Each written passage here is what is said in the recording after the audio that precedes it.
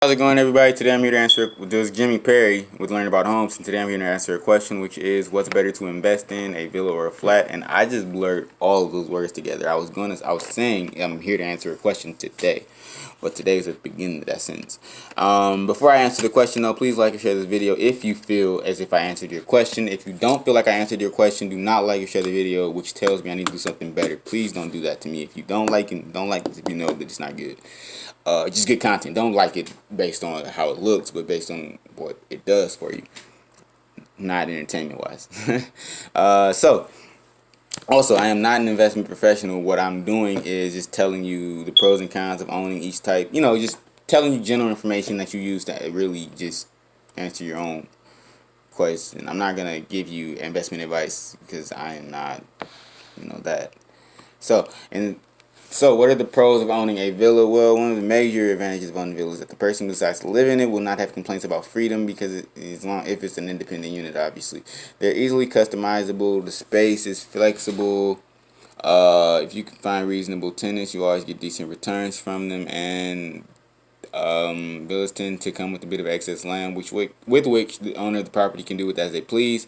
And that's just if if they come with a bit of excess land. So if you have a larger villa, you can do other stuff. Like there's villas that have had. Well, and this was like back in the this was a villa that I know was in Rome. I don't know now, but I can look one up. I'm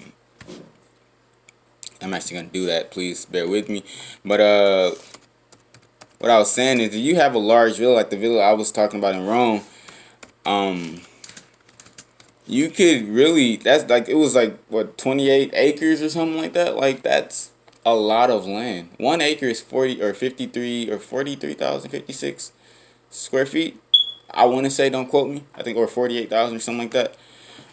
So like that's, and a house is only, like a mansion for instance is only,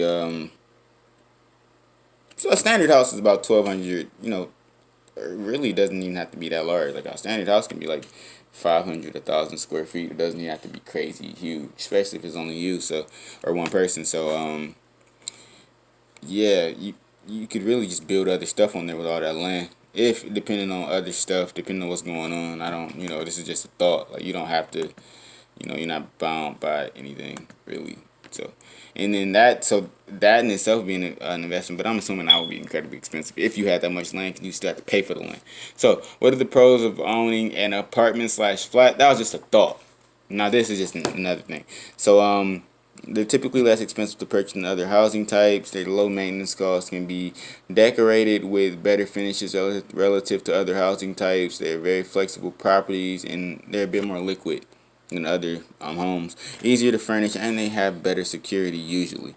So what questions do you need to ask yourself with your home? Well, you, if you want to make a certain dollar amount from the property as either a rental property, or just some value appreciation, you should probably look at the market for the property, which is why I mentioned the liquidity of apartments, even though a villa can be an apartment. So who is your market? What do they tend to stand financially, etc. Is another question, because that would also help you answer that first question I mentioned. And then where will it be located is another thing that influences your investment. So both villas and flats tend to do better when they're located next to areas with high foot traffic. I'm glad I'm reading this. I'm seeing so many typos.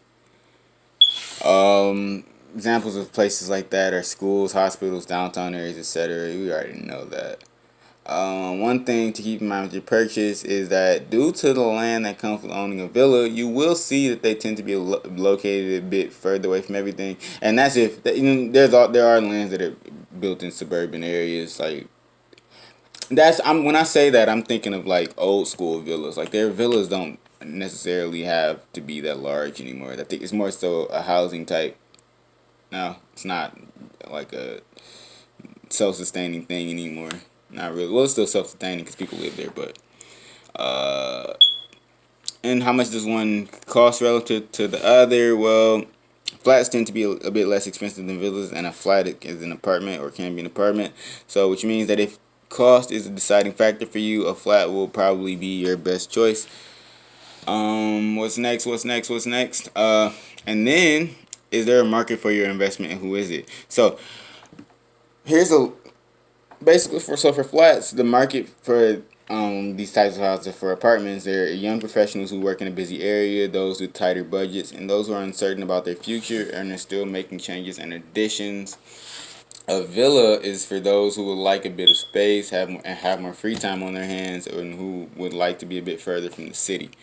Um, so yeah, it depends. It depends. Both are decent investment options, but what matters most is what you need. So that's why I said the information is here, but I don't know what you know you want out of something. So yeah, and also speak to an investment professional before you make any decisions if you're not comfortable in your own mental ability. Thank you for listening to me. You hear from me next time.